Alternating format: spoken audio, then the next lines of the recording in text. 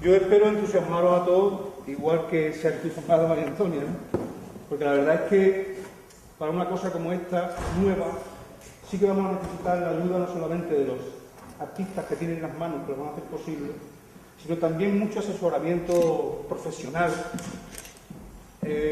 sobre la historia, sobre la economía, sobre la sociedad. O sea que vamos a necesitar de verdad ese apoyo que le dé al proyecto no solamente altura estética, sino también altura cultural, que es lo que pretendemos.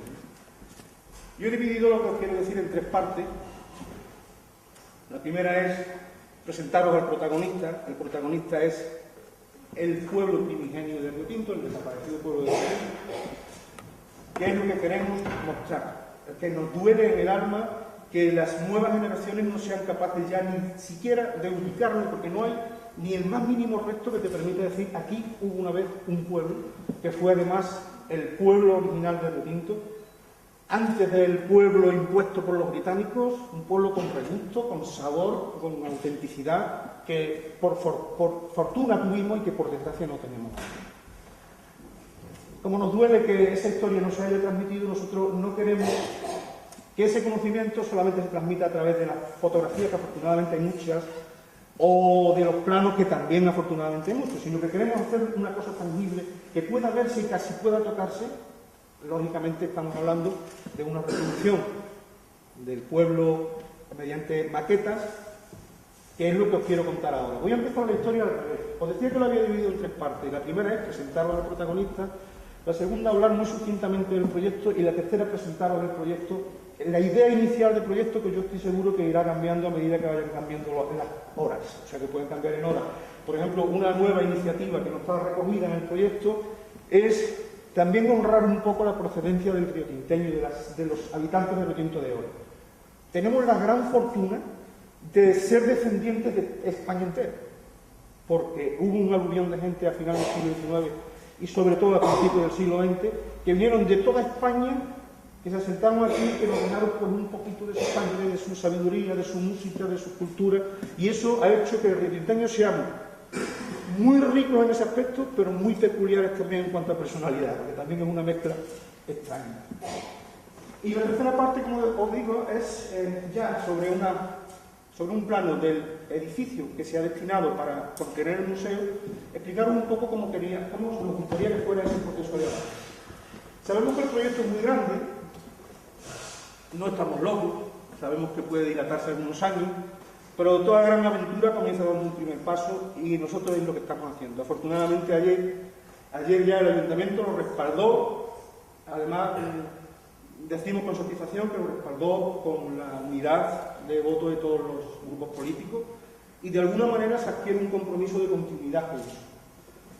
Si os parece, vamos a comenzar, y vamos a comenzar, yo sé cómo se maneja esto hoy. Sí. Vamos a comenzar por 1994. 1994 fue el año, en la primavera del 94 concretamente, donde los últimos vestigios que había del pueblo de Río Tinto dejaron de verlo. Los últimos vestigios, estamos hablando ya de las últimas paredes de las últimas casas. Si os fijáis,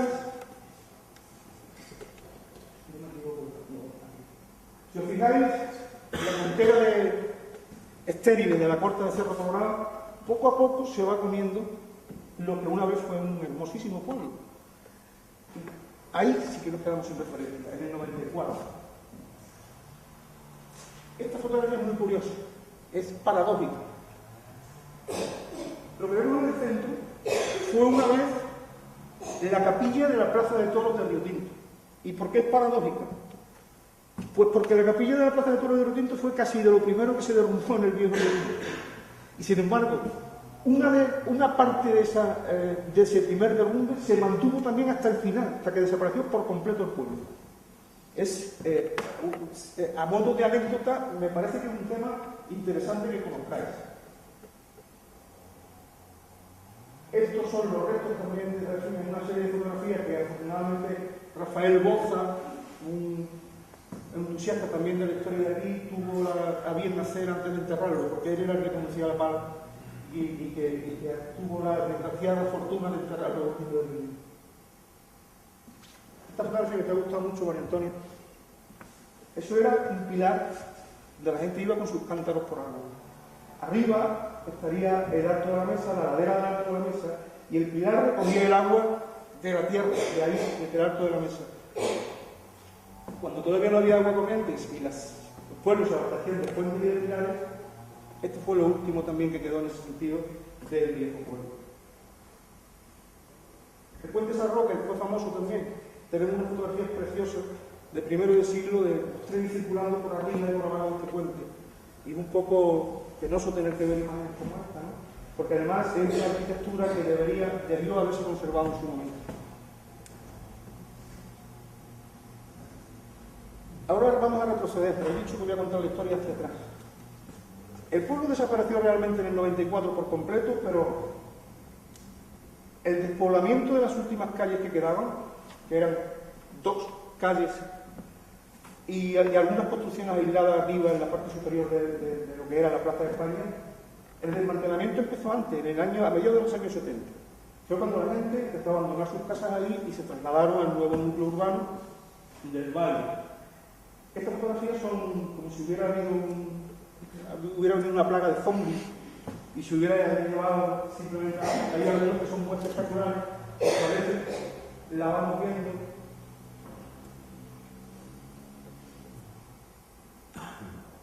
Os pongo el autor de la fotografía de abajo para que sepáis quién es.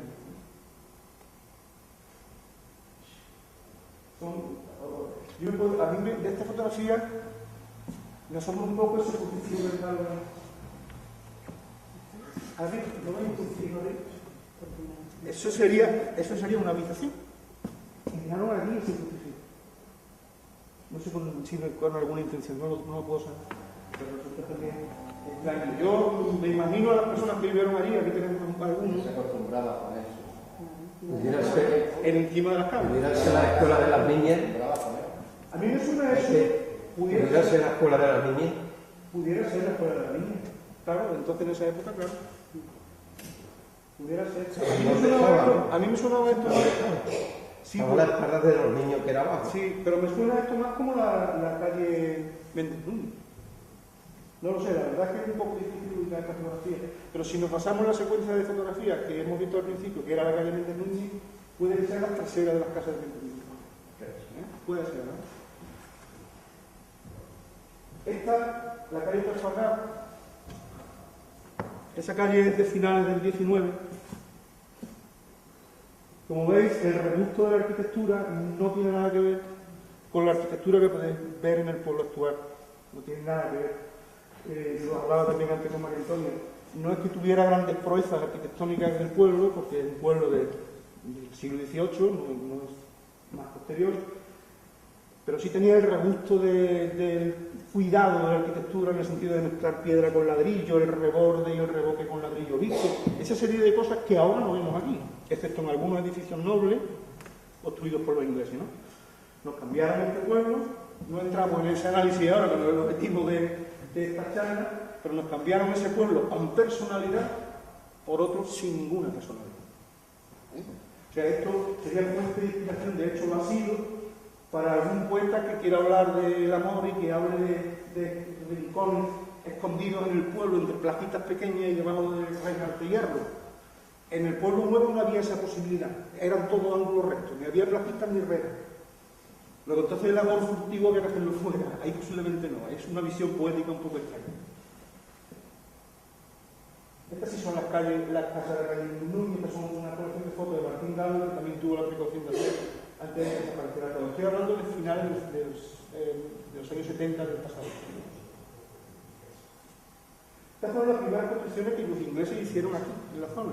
Si veis la chimenea inglesa, y el tipo de construcción en el frontal ya utilizaban elementos arquitectónicos también, pues, totalmente ingleses. Ingleses no, británicos. Porque aquí hablamos de ingleses, pero no debemos de generalizar un poco más. Esta versión de las casas caudícolas, que tienen el frontal en forma triangular arriba, que es un elemento absolutamente inglés. Muchos de los que están aquí recuerdan haber correteado por esas calles, ¿verdad, Fernando y Pedro? Haber correteado por ahí un poquito más jóvenes. Yo he corrido un montón de veces. Y Rafael, no me hablaba de un montón de veces. Por suerte, por desgracia, mucho. Esta fotografía me encanta porque, os digo por lo que... Este es el número 48 de la calle Méndez Núñez. Yo no sé qué vivía ahí, pero me gusta porque mezcla lo que quedaba de ruinas del último pueblo detrás con las últimas ruinas que se iban a enterrar, que eran esta calle. Entonces, es una composición particularmente me gusta mucho.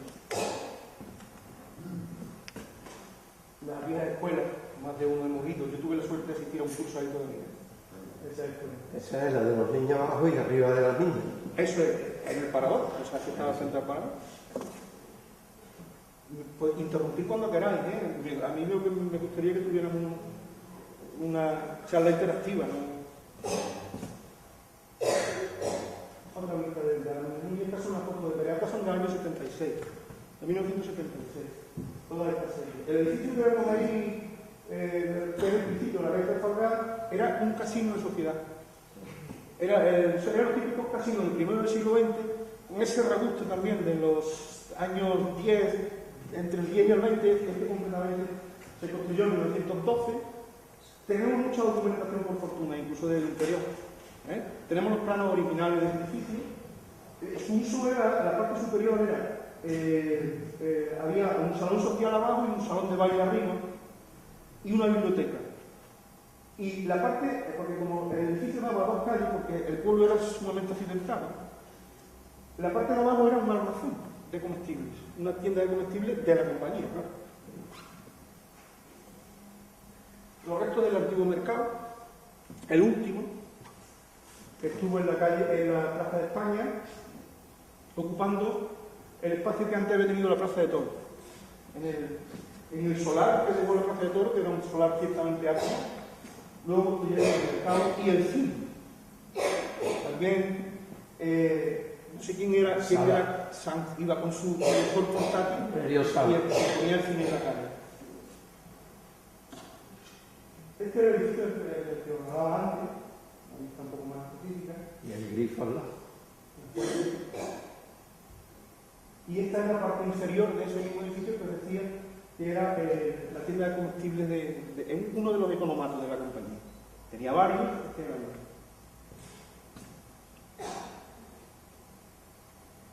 Hay esta foto muy bonita también, porque nos sitúa muy bien. Arriba podemos ver el arte de la mesa. Si veis este porquería del cerro... Perdona, fíjate en las cuerdas de niña que es la misma estructura de la que hiciste. Puede ser que sí. ¿Ves? Atrás. Sí. Como decía, nos sitúa muy bien esta fotografía porque cuando hemos mencionado la Plaza de España era exactamente la plaza que había aquí. Y si os fijáis en el corte que tiene la ladera, formaba parte de la Plaza de Toros que también hemos mencionado antes, porque la Plaza de Toros parte estaba construida y parte estaba asentada sobre la propia ladera, excavada en la propia ladera de la montaña. Sí dejó huella hasta prácticamente nuestros días. Esta foto también es de mediados de los años 70. Y por último, otra fotografía también más genérica, de esa época también, donde, al igual que en la otra del 48 de la calle Méndez Núñez, también podemos ver lo último que quedaba, que eran las posiciones estas de aquí, con la parte que empezó a degradarse a partir de los años 30. O sea, a partir de los años 30 ya aquella torta no creció más, pero estas casas que estaban tan al filo fueron abandonándose progresivamente porque siempre amenazaban con ruina, evidentemente, ¿no? Y ante esa inseguridad pues, se fueron reubicando a sus vecinos en las barriadas nuevas, sobre todo en el barrio, en las barriadas nuevas que se construyeron hoy en nuestra mesa. Pues en la esquina esa, que aquello era una panadería. ¿A qué te refieres? En la esquina, el edificio de abajo. Que no lo veo bien. Sí, este es donde estaba el cuartel. Ah, sí, sí, claro, la panadería, debajo del laboratorio. Estuve trabajando en la panadería esa. No diría rayar. Estos son los restos del cuartel de la guardería. Exactamente, y aquí estaba la plaza, aquí estaba el teatro, a mano derecha. El teatro ya no queda ahí en el solar. El teatro se Y demolió. una vivienda de Sí. 2 pisos y además las de madera. Sí. La parte de arriba. El teatro se demolió. Este fue el tercer teatro que hubo en Río Tinto. Río Tinto parece que tiene algo mítico con el número 3. Siempre ha tenido 3 de algo. ¿Sí? 3 teatros, 3 plazas de toros documentadas, 3 ayuntamientos, 3 no sé qué, porque como el pueblo se ha tenido que ir adaptando continuamente a las necesidades de los avances de la mina, hemos tenido también que saber vivir un poco con ese estilo, ¿no? Vamos a continuar. Os hablaba antes, os decía al principio que lo último fue en el 94, que la degradación última del pueblo fue a mediados de los 70, pero realmente el declive de Río Tinto empezó en los años 1890-1990. Los años 1890-1880. Ese es el pueblo primitivo de Río Tinto. Ahí casi estaba en su integridad, ya había desaparecido antes. Pero si veis, esta es la Corta Filón Sur. La Corta Filón Sur fue la que hizo desaparecer al primitivo, la que se lo fue comiendo poquito a poco. Si os fijáis, esta fotografía nos da infinidad de detalles. No sé si podéis apreciar bien una valla que han puesto al filo mismo de lo que es la Corta por la seguridad de los propios vecinos. O sea, las casas estaban casi al pie de la Corta. Tú salías y casi te encontrabas inmediatamente en la Corta, ¿no? Esta fotografía que se puede datar entre finales de los 80 y principios de los 90. Ahí vais como esta que os enseño. Esta es otra. ¿Esta es la que decías tú, verdad? No, me refiero a una del 6. ¿1906? Sí. No sé si la he puesto. Como veis aquí, el avance de Filón Sur era imparable, absolutamente imparable. El pueblo cada vez estaba más metido en la mina, ¿no? O la mina más metida en el pueblo, no sé cómo decirlo, como queráis. Lo que sí está claro es que esa zona, que daba justamente al pueblo, era una zona de pizarras muy inestable, porque las pizarras, cuando se le filtra el agua de la lluvia, son como deslizantes, ¿no? Y entonces tuvimos la mala suerte y la buena al mismo tiempo, porque no hubo víctimas humanas, de sufrir un corrimiento de tierras que os contaré cuando lleguemos a esa fecha. Esta es otra de las fotografías. Si veis, la Corta cada vez más grande y el pueblo cada vez más en peligro. El pueblo está justo en el filo, lo veis en la fotografía. Yo creo que incluso debería ser un poco angustioso vivir ahí, ¿no? Porque toda esta ladera de pizarras con peligro de derrumbe, como efectivamente ocurrió, pues debió ser un poquito angustioso. Ya se estaba construyendo la barriada nueva, la de la pizza, que son las casas que veis arriba, que en principio la compañía pretendía que fuera el pueblo nuevo de Río Tinto. Esa es una historia muy interesante también. La compañía tenía claro que este pueblo viejo iba a desaparecer entero. Entonces pretendió construir el nuevo pueblo en el espacio del Alto de la Mesa, que era una meseta, y sigue siendo, amplísima y que con posibilidades de lo que quiera, ¿no? Además un terreno relativamente cómodo, no tenía ningún desnivel del terreno. Por eso lo tuvo que desechar porque encontró hierro debajo del Alto de la Mesa. Entonces, en previsión de que alguna vez se explotara ese hierro, como efectivamente se explotó, empezaron a construir la barriada abajo, en el valle, que es el pueblo que tenemos. Siempre, claro, se hacía todo en base al interés primero de la compañía. Esta es otra fotografía tomada de Romano. Es una serie muy buena de esta época que nos muestra muy bien. Si no tenemos pueblos, sí es verdad que sí hemos conservado mucha documentación. Afortunadamente, gracias a eso,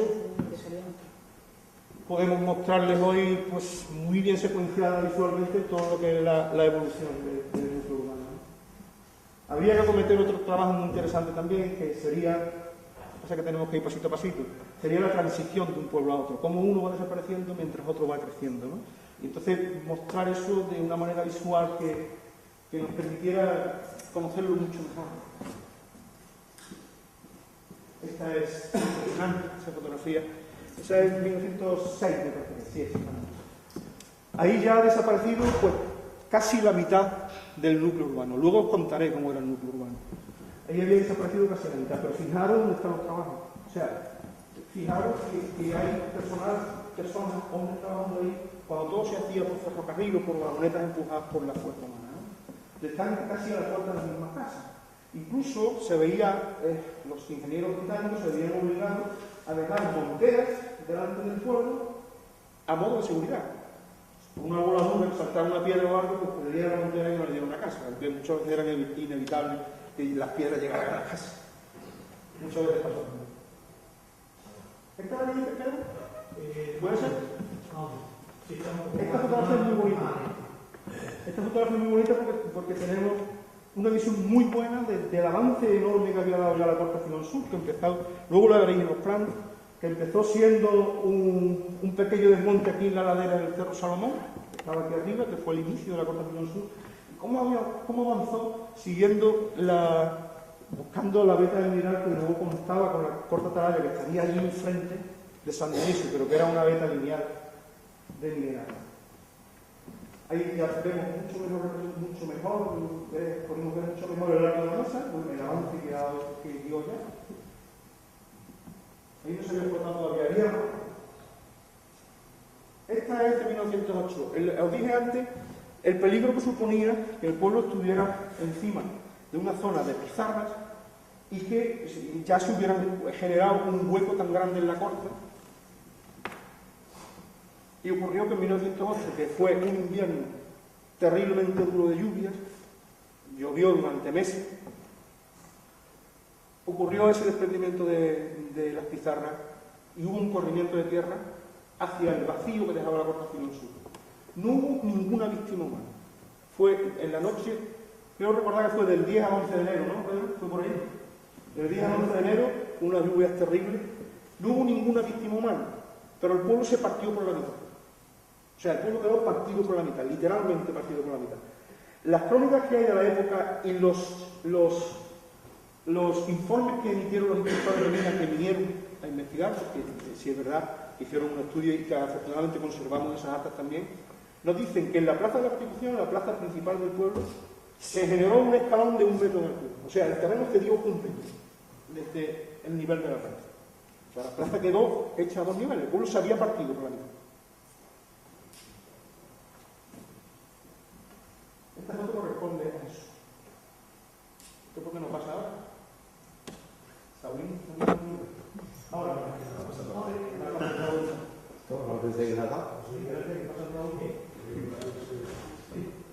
Esta es la rímera, ¿no? Como veis, aquí pone desprendimiento. Yo no estoy muy seguro de que esta foto se corresponda con los desprendimientos de 1908. Puede ser que sí. Si veis, las casas están ya aquí, están prácticamente encima de la misma. Hay otra fotografía de esta serie, que es esta, que se ve mucho mejor. Todo esto, la montera esta que se ve aquí, fue la única que se escribió. Esta fotografía es particularmente bonita. La trajo ayer Ramón también en su colección de postales. Aquí está muy espectacular también. Ya ahí ha desaparecido toda la Plaza de la Constitución, ha desaparecido el viejo ayuntamiento y ya amenaza con desaparecer también la iglesia. Y ya va quedando cada vez menos pueblo. Poco a poco, es lo que te decía antes, María Antonia, es que es una especie de herida continua, ¿no? Un final que no quiere nadie admitir, pero que todo el mundo sabe que va a llegar algún día porque... Esta es de 1912, prácticamente la variable del 6 al 9. Y sí, aquí vemos muy bien cómo ya la corta se hace enormemente. Cuando os hablaba del Cerro Salomón, me refería a ese cerro, que era la cota más alta de toda la comarca. Ahí se utilizaba pues, todo su pueblo. Esta es una foto ampliada de ese pueblo. Aquí, esta fotografía nos da posibilidades de un análisis muy grande. Porque si veis, ya hay una serie de días por delante del pueblo. Porque el desmonte de la roca se hizo también delante del pueblo y se vació tanto en las laderas del Alto de la Mesa, que ya se alteró la topografía por completo, la topografía, y vaciaron incluso donde está central eléctrica hoy hacia allá. Todas las pizarras de Filón Sur se vaciaron ahí. Esos vacios existen todavía, se pueden ver. Esta es la foto más simbólica que tenemos sobre la desaparición del pueblo, septiembre del 16, y es la voladura de la iglesia. Aunque esta es una fotografía que ilustra prácticamente todos los trabajos y que está prácticamente en todos los libros, lo cierto es que de esta voladura se hicieron 4 fotos distintas. Porque cuando pusieron las cargas de dinamita para derrumbar la torre, no se sabía realmente hacia dónde iba a caer la torre. Y entonces se puso una cámara en cada uno de los ángulos y dispararon las 4 cámaras a la vez. Entonces hay 4 fotografías, una es esta, otra se ve caer la torre de frente, otra se ve caer hacia atrás, y están en el archivo de Zalamea, las he localizado. Pedro, ¿las conocías tú? No. Pues están en el archivo de Zalamea, además son una foto. Esta foto es muy espectacular. Estamos hablando ya de 1929. Esto fue un vuelo que se hizo en el año 1929 de todas las propiedades de la compañía. Se fotografió todas las puertas y todas las plantas, todas las fábricas, todo lo que tiene la compañía. Y esta nos da una valiosísima información, porque aquí podemos ver ya el pueblo bien aquí. No sé, es que yo de aquí no lo veo bien, no sé si vosotros lo estáis viendo bien. Está muy oscuro. Claro, es mucho lo decir. No sé si veis allí, aquí en esta parte se ve el pueblo bien. Y esto es el alto de la mesa. Y se quita ahí. ¿Viste? Esto es de 1929. Es interesantísima esta fotografía. La hemos utilizado también para luego explicar un poco el pueblo son guerreros. Ahora mucho mejor por Carlos, sí. Mucho mejor. Lo veis ahora bien, ¿no? Porque ya quedaba, ya prácticamente a partir de este momento la casa no creció. Pero todas esas casas que quedaron ahí, como en esa isla de lo que es el viejo pueblo, es lo que decía antes, que se fue degradando poco a poco. Ya se dijo que de alguna manera no se invirtió en el mantenimiento, ni se invirtió en nada, las familias fueron a los núcleos de aquí arriba, del alto de la mesa, del valle, de la aldea, los contados también.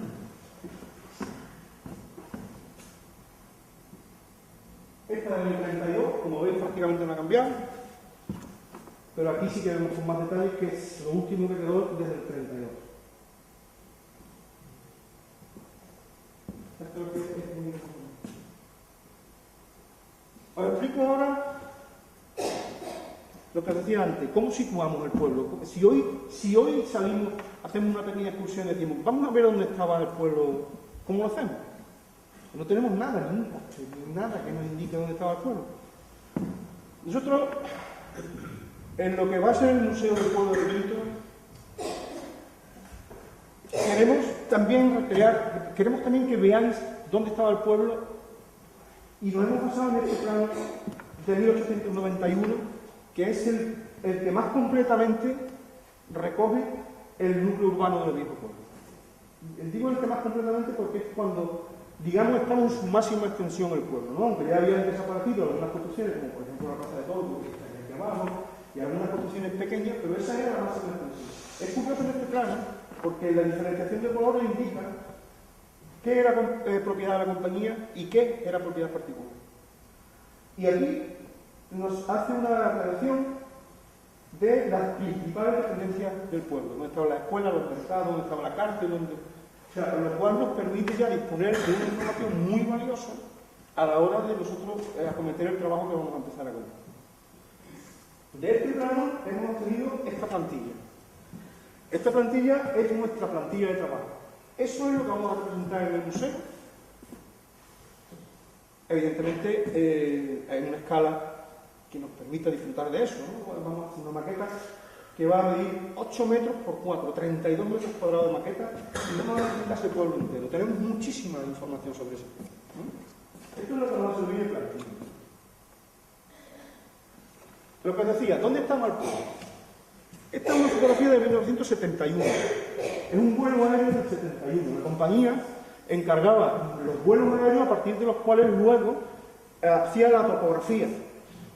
En el año 71, lo que está en el rectángulo rojo era lo último que quedaba del pueblo de Requinto, que son las dos calles, os pongo la fotografía anterior, las dos calles más largas.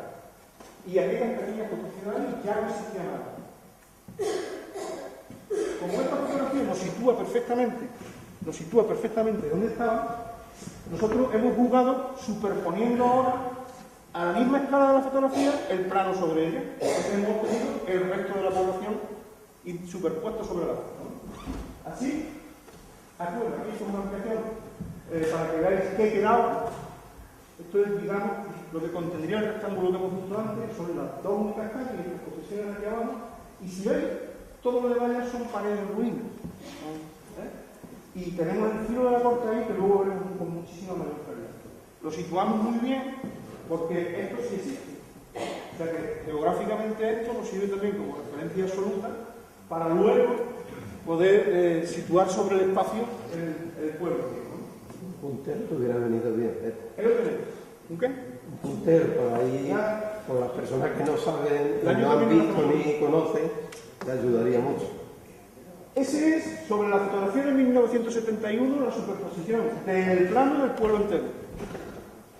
Y la línea verde indica el filo de la corta filosur en esa época. Ese filo, como hemos visto antes, se quedó ahí aproximadamente en el año 29. A partir del año 29 no creció más. Pero para que veáis todo lo que se comió realmente la corta, muchísimo más de la mitad del pueblo, porque el grueso de las casas estaban arriba.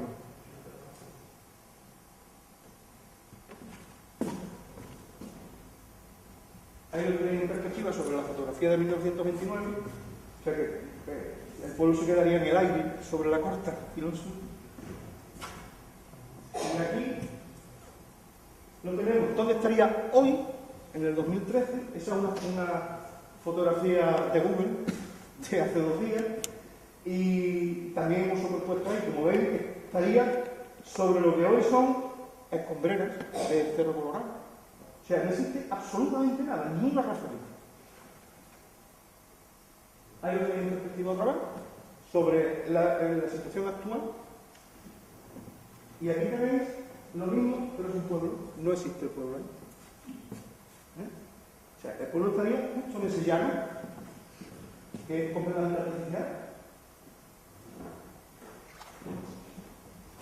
Yo creo que la situación, la forma de situarlo es lo suficientemente didáctica como para que al menos ya sepamos que hubo una vez un núcleo urbano que dejó de estar, ¿no?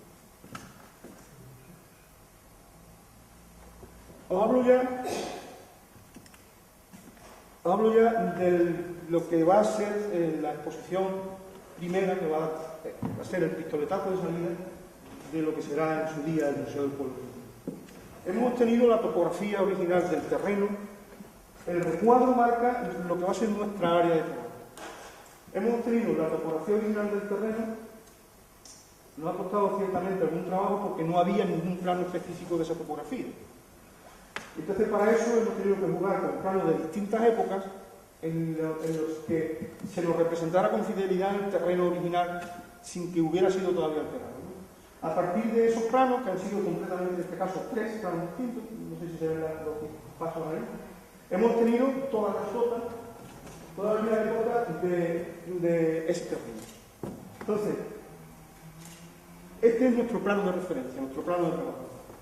A través de una serie de 5 maquetas, nosotros queremos contarle a todo el mundo cómo ese proceso que os he explicado antes, a través de imágenes, de que la corta se fue tragando progresivamente al pueblo. Nosotros queremos que eso sea algo visible, que sea algo donde tú te asomes y puedas verlo. Entonces, por lo que os muestro a continuación son las distintas fases de lo que en su día será cada una maqueta física. Eso sería la topografía original antes de que hubiera habido ninguna corta, antes de que se hubiera empezado ninguna mina a cielo abierto. No quiere decir que no había minería subterránea, que sí la había, y nosotros la situaremos también en su sitio. Ahí estaríamos hablando ya de 1875. Este es un plano que es una joya de plano, el original es una preciosidad. Y ahí ya sí se nos representa el inicio de la corta, la veis arriba. Ahí empezó Filo Sur. Pero vais a ver cómo fue creciendo Filo Sur, hasta comerse el pueblo entero. Esos fueron los inicios. Estaba todavía en pañales Filo Sur. Pero ocurrió otra circunstancia, que no era solamente el desmonte en sí del cerro para llegar hasta la masa mineral, sino que los escombros que ello producía también alteraban el paisaje porque se fueron creando espacios de minerales estériles por todos los sitios. Pero entonces, esa topografía original no solamente se alteraba en el sentido del arranque, sino también del depósito de esos materiales. Estamos hablando ya de 1891. En 1891, la corta sobre todo se había ensanchado. Porque ahí teníamos, esto, para don César lo conoce mejor que nadie, ahí teníamos una ladera muy pronunciada en el monte. Entonces, profundizar la corta era ciertamente complicado, ¿no? Entonces hubo que proceder primero a un ensanche para luego seguir creciendo. La corta crecería en la dirección de la masa de Girón Sur, de San Luis. Ahí estamos en 1907, otro de los pasos. En 1907 ya sí vemos, perfectamente visible, el enorme bocado que le había pegado ya al pueblo. Los de arriba son instalaciones, eran talleres de reparación de locomotoras y de reparación en general. Fueron los primeros talleres que hizo la compañía. La parte esta de aquí superior, derecha, sí llega a la corta. Empezó en el año 7. No, eso es el Cerro de las Vacas. Ese era El cerro, esos son cotas ascendentes. Y ahí la corta donde, porque yo soy tan malo para situar en esta. En la parte de la parte izquierda. No, ¿qué es lo que no ves, Pedro? La corta. Sí, Gris, ¿no? claro, sí, está perfectamente la bancada. Lo que pasa es que no podemos ver detalles. Allí tenemos detalles de cotas, vamos, precisas, que nos van a permitir representarlos muy bien. 1927, aquí la cortada veréis peor porque no la he resaltado. Pues no la he resaltado por una razón sencilla, porque es muy rica en datos, este plano es muy rico en datos, tiene cotas muy cercanas que nos permite llegar mucho más al detalle a la hora de construir, y entonces he preferido dejarlo así porque a la hora de trabajar, quienes van a hacer la maqueta, pues no necesitan tampoco que se le den más datos. Pero ahí sí que podéis ver, bueno, en lo del puntero Bernardo Rafael. Y lo de la roca está ya aquí, y rodea, y ya eso ya a partir del 27, que es donde antes os dije que ya no había crecido más hacia la zona del pueblo. Entrando ya en los dibujos de detalle, si antes hemos hablado del terreno, ahora os muestro, comprenderéis que lo que os traigo es una pequeña muestra, no podemos, sería impensable traer todos los dibujos, todos los planos de todos los edificios del pueblo. Os traigo una pequeña muestra para que veáis en qué sentido está el trabajo de este equipo y la labor que ya tiene hecha, ¿no? Os muestro, por ejemplo, algunas de las construcciones de la calle de Núñez, lo pasamos para ver el ejemplo. Una de las escuelas, lo que te decía de la nobleza de los edificios, esos son edificios del primero siglo XX, que se cuidaba del cerco de ventana, el friso de arriba, eso, y hoy no nos fijamos en esas cosas, ¿no? Pero esta pues es donde estaba el ayuntamiento, ¿no? Donde luego estuvo el ayuntamiento. Ese fue el segundo traslado. La escuela del ayuntamiento. El segundo traslado del ayuntamiento. La escuela abajo y el ayuntamiento arriba. Estas son las escuelas de la calle Buenavista, que son, bueno, esto evidentemente, cuando lo visitéis en el museo estará todo perfectamente documentado, o sea que no tengáis problema en cuanto a identificarlo o nada. Una peculiaridad arquitectónica común en todos los pueblos de la sierra. Esa estaba en la plaza de la Constitución junto al ayuntamiento. Si vais a Galagoza o vais a Fuenterido o a cualquier pueblo de la sierra, encontrarte esto era lo más natural. Lo mismo que lo era en este momento, encontrártelo aquí, hasta la llegada de los británicos y su imposición arquitectónica también. Otra imposición. Este es un plano original, también afortunadamente tenemos muchos planos originales de edificios. Este es el que antes decía que era un casino de sociedad, que ya os enseñaba en ruinas. Este es el plano del proyecto. Tenemos el proyecto entero, lo cual nos permite trabajar con una fidelidad total, ¿no? Pues si fijáis, hasta los planos se hacían antes de manera distinta. Hoy lo dibuja un plotter, antes se dibujaba a mano y antes estaba más bonito que el del plotter. Hoy son más prácticos. Os hablo ya de lo que queremos que sea el museo en sí. Yo no sé si me estoy alargando mucho más. Venga, tú me dices, ¿eh? No, estamos todavía. De lo que queremos que sea el Museo de Retinto, el Museo del Pueblo de Retinto. Nos hemos fijado en este edificio por muchas razones. Primero, porque es municipal. Segundo, porque es un edificio noble dentro de lo que es la arquitectura anodina de Retinto. Es un edificio con cierta nobleza. Tercero, porque es un edificio simbólico. Ahí estuvo durante muchísimos años, a partir de los años 30, de los años 30, estuvo el centro de poder de la compañía, donde se tomaban las grandes decisiones muchas veces no solamente relativas a la compañía misma, sino a la sociedad también. O sea, había unos pulsos de poder entre unos y otros, ¿no? Entonces nos parece muy simbólico que ahora ese edificio que tan decisivo fue en la historia recoja la historia, y que la recoja de la manera sencilla que nosotros queremos enseñarla. Luego os enseñaré también algunos croquis de los exteriores de lo que pretendemos también que sea. Insisto, sabemos que es un proyecto muy grande, sabemos que tendremos que pisar muchos despachos para conseguir no solamente contenido, sino también dinero para continuarlo. Sabemos que, pero también sabemos que no tenemos prisa y que estamos muy ilusionados y muy entusiasmados. Yo creo que eso es más importante que todo. Yo creo que cualquier proyecto que no cuente con nada, pero que sí cuente con un equipo humano maravilloso, tiene un principio. Tiene un principio. Ahora si me permitís, es que no me quiero alargar mucho, porque si me permitís voy a ir mostrando ese edificio y cómo sería la primera secuencia de avances que hemos visto, ¿no? La primera propuesta de contenido del edificio y cómo iría avanzando si no hay alguna alteración que, como he dicho antes, ya se produce una porque queremos también honrar la procedencia de todos los retinteños, lo cual es una idea muy interesante. Este es el edificio prácticamente como está en la actualidad y nosotros empezaremos. ¿Por qué hemos empezado por aquí? Esto ya es una reforma hecha. O sea, eso ya está terminado, prácticamente terminado, si no le queda nada, prácticamente, ¿no? Entonces, como está perfectamente restaurado, mantenido, puesto al día, nosotros vamos a continuar por aquí. En vez de empezar por la entrada del edificio, como aquí ya hay una entrada general, pues vamos a continuar por aquí. ¿Cómo lo vamos a hacer? Vamos arriba, a la planta superior A. Esa será la zona que ocupe esto que os estoy contando. Todo lo relativo al viejo pueblo. Es todo ese ala entera del edificio.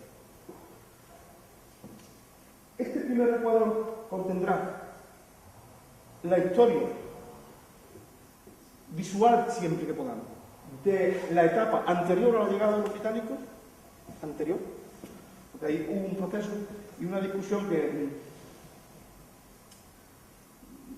oficialmente el retinto empieza en 1725 con Wolters, oficialmente. Yo estoy seguro que empezó antes. Y es tan hipotético como asegurar que no.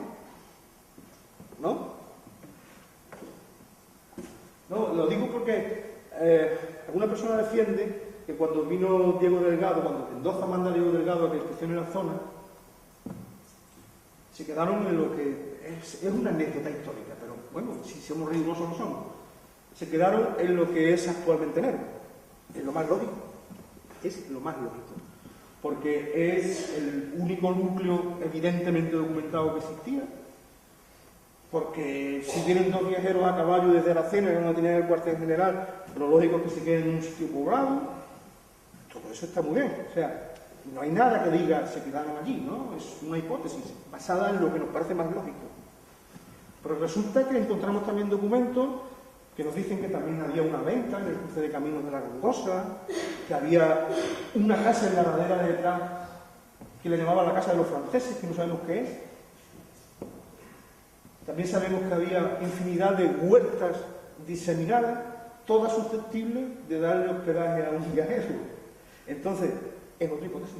Hoy en el Cerro Colorado, el descubrimiento de llenos de Luzón y compañía. Pero eso, estamos hablando de una época posterior, Rafa. Es otra hipótesis. O sea, ¿dónde se ha quedado? Porque si había una venta en un cruce de camino, ¿por qué no se quedó en la venta, no? Incluso, si analizamos el documento, no tiene nada que ver, es un paréntesis que hago, si analizamos el documento de Diego Delgado y la referencia que nos da, la situamos sobre el terreno, su área de actuación, según nos indica, un cuarto de legua de donde nos quedamos. Pues hubieran quedado en la ladera del Cerro Colorado. No hubieran explorado el Cerro Colorado. Tengo un trabajo no concluido sobre eso, que espero que algún día vea la luz, que creo que es interesante. Bueno, pues como os decía, esta primera parte de la historia se acogerá en la entrada lo que digamos que será la sala grande que tenemos ahí en Colón Naranjo, ¿no? Al entrar en el salón nos encontraremos la maqueta entera del pueblo y las otras maquetas a escala mucho mayor de los edificios que consideramos que son más representativos de su arquitectura o porque históricamente sean más simbólicos, y esas se representarán en una escala de 1,25, estamos hablando de un tamaño grande, porque lo que queremos es que se vea el pueblo que ya no está, y mientras mejor se vea mejor.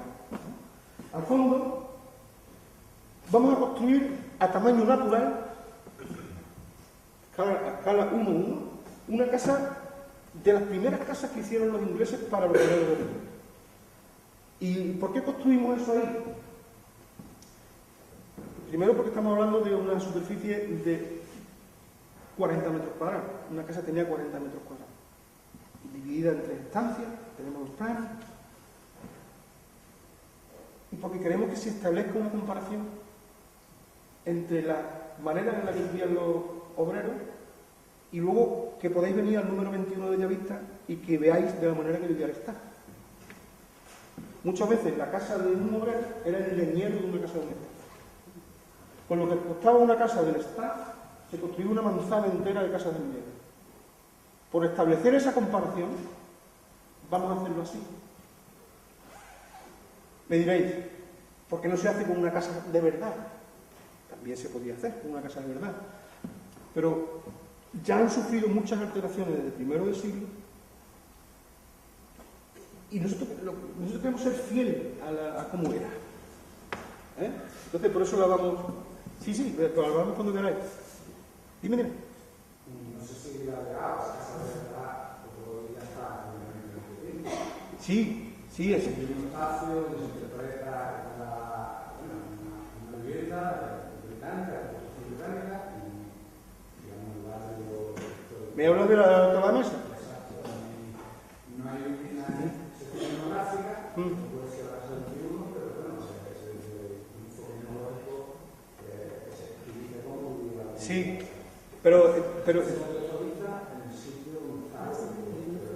y además me parece interesantísimo. Pero estamos hablando ya de, digamos, el segundo asalto de construcción de los ingleses. Las primeras casas que construyeron, las que vamos a mostrar, eran todavía más pequeñas que eso. Y se construyeron, además, está muy bien documentada en el libro de Vilches, con todas mis reservas, el libro de Vilches. Lo siento. A mí me pasa con el libro de Vilches lo mismo que me pasa con el Norton Queen Victoria's Birthday. A mí me parece que es el peor libro de historia de ese tipo de recinto. No, digo, el de Vilches no, el otro. Pero se utiliza siempre como referencia y está plagado de errores, sí. Plagado de errores. La gente cree que es el Evangelio, sobre todo porque lo escribe bien. No, además, muchas veces con testimonios directos, recogidos directamente de la persona sin ninguna base documental, ¿no? Cuento lo que me contaron. Sí, se hace, es legítimo. ¿Claro? Decía eso, la compañía, las primeras casas que construyó 3 tipos de casas, 3 modelos distintos. Una para el pueblo primitivo, otra para las nuevas barriadas y otra para las aldeas. Muchas veces eran las mismas, muchas veces estaban repetidas. Pero en el pueblo primitivo, por ejemplo, estaba el problema de la topografía. El pueblo estaba en una colina y las casas estaban muchas veces, una manzana de casa tenía un nivel a una calle y otro nivel a la otra.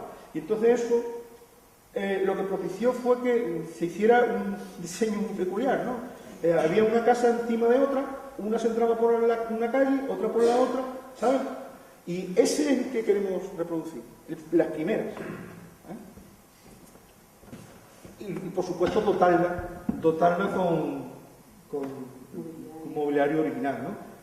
Hoy he localizado un mueble nuevo para la casa. ¿Verdad, Juan Carlos? La siguiente fase sería... Evidentemente comprenderéis que en un pueblo con la historia del pueblo de Retinto, pues se sucedieron muchos hechos peculiares históricos que serían destacables, ¿no? Como no se pueden representar todos, es imposible representarlos todos, nosotros vamos a coger uno, evidentemente el más simbólico, sobre el que más se ha escrito, que es el año lectivo. Entonces, vamos a dedicar ese espacio a contar esa historia, pero la queremos contar no como se ha contado hasta ahora. Nosotros no queremos que la gente lea, queremos que la gente vea. Y que los conceptos, evidentemente, literatura tiene que haber, sean un complemento de lo que sea. O sea, al revés, queremos que sea una cosa más visual y cómoda, y sobre todo más enfocada a que desde el niño se enamoren de su historia, ¿no? Y entonces tenemos que hacerlo así. Luego se publicará lo que se publique y se hará lo que se haga. Pero ahí, en el museo, prescindir de los grandes paneles, que son ladrillos muchas veces de texto, que la mayoría de las veces, excepto a los auténticamente interesados, no son. El siguiente paso es la imprenta. Tenemos la posibilidad, el ayuntamiento está trabajando en ese sentido, de recuperar, esperemos llegar a buen término, pero de recuperar la imprenta original que estuvo retinto desde primeros del siglo XX. ¿Qué tiene de peculiar? Pues primero una maquinaria añeja de primeros del siglo XX y segundo, pues que fue donde se fraguaron todos los pasquines de huelga, todos los programas de teatro, todos los acontecimientos políticos, todos los acontecimientos sociales, todo lo que se hacía en Retinto se imprimía. Hoy tenemos en casa cada una impresora, entonces no. Y entonces, nuestro ideal en este caso sería la recuperación física de la imprenta, que sabemos que está, que sabemos que es recuperable y que sabemos que es muy interesante de mostrar. Y también queremos, os hablaba de nuestro ideal, también nos gustaría recuperar su archivo. Tenemos constancia de que la mayoría de los trabajos se quedaba una muestra archivada como trabajo realizado en esa imprenta. Muchos tenemos mucha documentación original de esa imprenta, pero evidentemente el archivo potente, el archivo grande, pues formará todavía parte de lo que son hologos. En ese sentido está trabajando el ayuntamiento, intentando la recuperación de este patrimonio, y nosotros le dedicamos también un espacio en el museo porque creemos que ha sido fundamental en la historia. En el siguiente hablaríamos de la enseñanza y de las escuelas. Retinto, aparte de las escuelas del Estado, que siempre hubo un Retinto, se establecieron también las escuelas por los ingleses. Hubo un salto interesante ahí en cuanto a la educación que queremos también enseñar. Entonces queremos contener ahí toda la documentación relativa con las escuelas, con la enseñanza y también, si no fuera posible, yo sé que la universidad tiene un aula, tiene un museo pedagógico, ¿no, María Antonia? Pues hacer un poco como habéis hecho ahí de reproducir un aula, pero todo me gustaría que fuera todo original, un aula, pues yo qué sé, de los años 30 o de los años 20, y por supuesto documental. Otra de las cosas, os advierto que esta es la primera visión que tenemos del conjunto, que esto se puede alterar, seguramente se alterará cuando lo estudiemos entre todos y escuchemos las ideas de todos. El siguiente hemos pensado que sean los economatos y los mercados, y os explico por qué. La compañía tenía una red de economatos, porque eso le permitía controlar tanto los productos que se traían como sus precios. Y entonces, eso era un departamento más de la compañía, que tenía sus propias instalaciones y su propio diseño, su propio mobiliario. Nosotros sabemos que existe un original todavía y lo queremos recuperar. Nosotros sabemos que hay un economato del principio del siglo XX original todavía, está en su sitio. Y eso queremos traerlo ahí, restaurarlo, documentarlo también, evidentemente documentar todo lo que se traiga, ¿no? Y ponerlo ahí. Pues nos parece muy interesante. De paso, hablar también de la historia de los mercados, de productos. Seguimos, ahí nos encontramos, esto me parece que os va a gustar mucho, porque es muy extraño. Llamamos a esa sala los ajuares, y diréis, ¿los ajuares? Pues yo os lo cuento. En la época de pocas posibilidades económicas, y se mantiene hasta hoy que sí tenemos posibilidades, o por lo menos más que antes, las mujeres tenían que hacer sus ajuares domésticos, o sea, desde bordarse sus sábanas hasta hacerse sus camisas de dormir o su ajuar de boda, confeccionar sus cortinas, etc. Y los hombres, por su parte, construían las cuberterías, el foco de la luz, la lamparita, el adorno de metal de la mesa, y hay verdaderas colecciones de eso aquí. Muchas veces era una aventura construir por parte de los hombres, porque no había material, entonces tendrían que robarlo. Y lo robaban muchas veces se hacía descaradamente en los departamentos también, dependiendo de la más o menos mano dura que tuvieran sus capataces.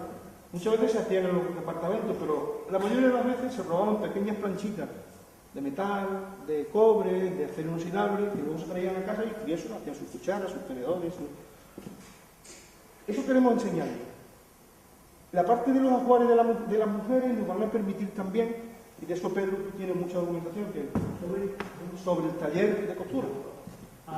Sobre el taller de costura. En 1915, la mujer de Walter Browning, que no recuerdo su nombre, Lucía Browning, en el 19, efectivamente.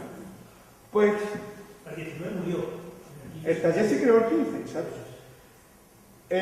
Creó un taller de costura donde enseñó a las mujeres del Retinto el punto de cruz, el punto de no sé qué, y siempre se cuenta que la perfección con que se hacía eso aquí no se superaba por nada. O sea, es absolutamente... Yo confieso que yo hago punto de cruz, porque es lo que más me relaja en mí.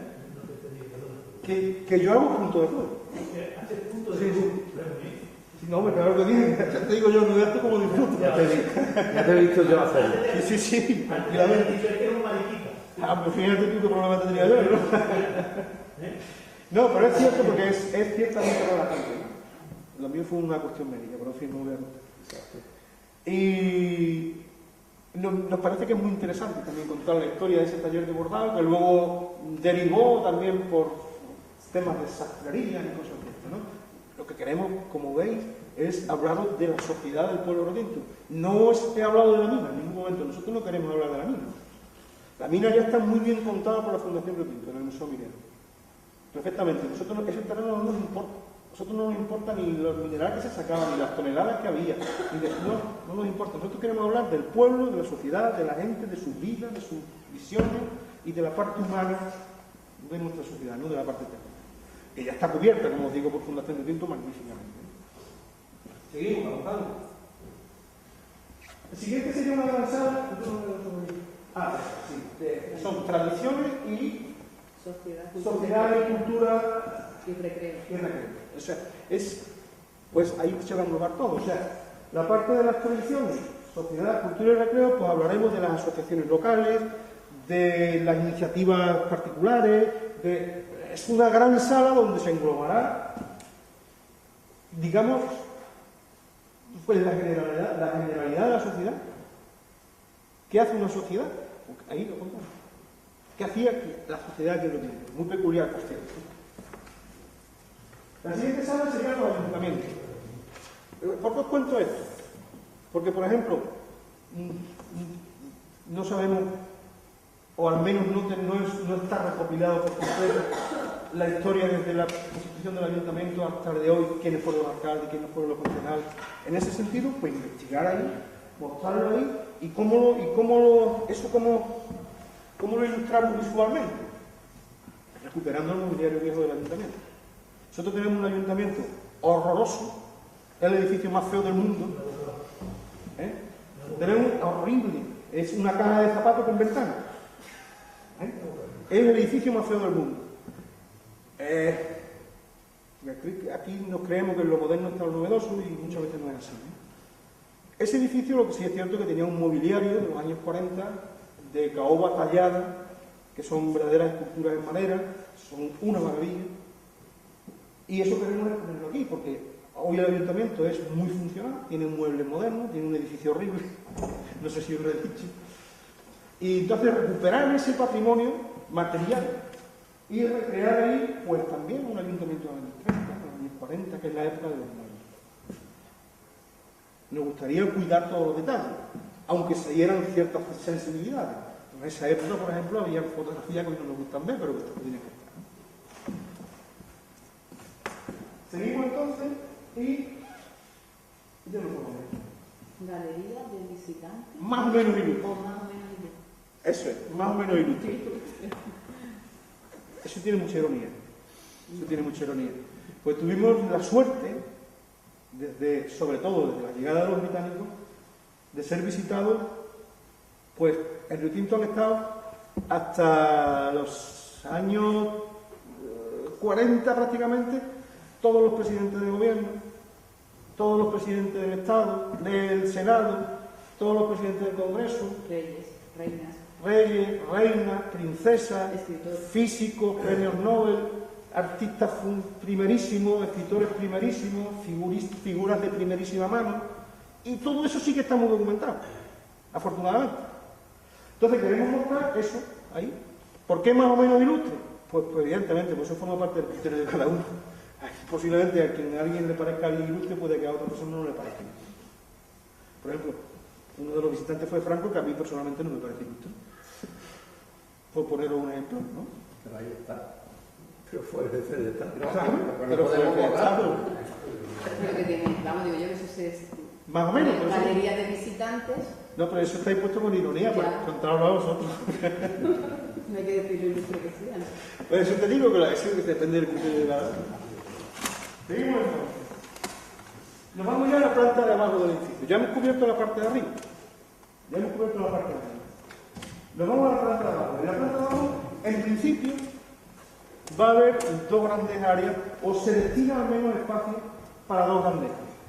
Una que es, nos parece muy importante el tema de los deportes británicos. Nosotros no hablamos solamente de fútbol, sino de fútbol y deportes británicos, porque Río Tinto no solamente se juega la primera vez al fútbol, sino que también se juega al golf, al cricket, al polo, al tenis, y en general, y el squash, que se conserva el campo más antiguo de squash de España, aquí al lado de la. Todo eso empezó aquí, y de eso también tenemos muchísima documentación. Tenemos una documentación asombrosa. Y como la parte de abajo del edificio no tenía un fin todavía determinado, nosotros nos gustaría que el edificio fuera todo destinado a la historia. Pero como tenemos que ir también paso a paso, vamos ofreciendo posibilidades a otros temas un poco más lúdicos, ¿no? En este caso, el fútbol y el deporte británico, evidentemente también es historia. Y el de la cabalgata de Reyes. Os cuento lo de la cabalgata de Reyes. Río Tinto tiene la suerte de tener una cabalgata de Reyes de las más bonitas que se pueden ver en Andalucía. Bonita en muchos sentidos, no solamente estéticos, que sin duda lo son, pero bonita en el sentido de que desde el primer momento hasta el último momento que se empieza y se termina la cabalgata, se hace aquí, por gente de aquí. No se contratan profesionales, no se contratan artistas, no se contratan nada. Se trabaja desde el principio hasta el final por gente de aquí. Dicho sea de paso, mucha de esa gente que ahora va a hacer también el museo. Yo no sé si conocéis la cabalgata de Reyes de Río Tinto. Si no la conocéis, yo os aconsejaría que la visitarais un año. Una cabalgata enfocada a los niños, que como tienen que ser las cabalgatas, para que disfruten los niños, no los padres. Nosotros lo vemos desde el punto egoísta de los padres, los que tienen que disfrutar son los niños, y así se diseña y así se piensa así de cabalgata. Entonces, hace poco más de 15 años, presentamos también una iniciativa novedosa en el sentido de que sí, nosotros sabemos que en España hay otros museos de cabalgata, pero no como el que proponíamos nosotros. Nosotros proponemos que hace 40, este año el 41 o el 42. Este año será el año 41 desde que se retomó la tradición de la cabalgata, porque la cabalgata antes también existía, ¿no? Entonces, la idea era elegir una carroza de cada año y esa carroza también reducirla a escala 1:4 y mostrarla y documentar. Es una cosa más lúdica, pero enormemente bella. Yo creo que cuando esto esté hecho, de hecho ya hay construidas 4 de esas maquetas que son absolutamente fantásticas. Es como cualquiera que pretende escribir algo bello se queda siempre sin palabras, ¿no? Hay que verlo. ¿Qué nos va a permitir eso también? Documentar toda la cabalgata. Junto a la carroza de cada año estará la historia de ese año en la cabalgata, con sus imágenes, todo. Un poco más lúdico, más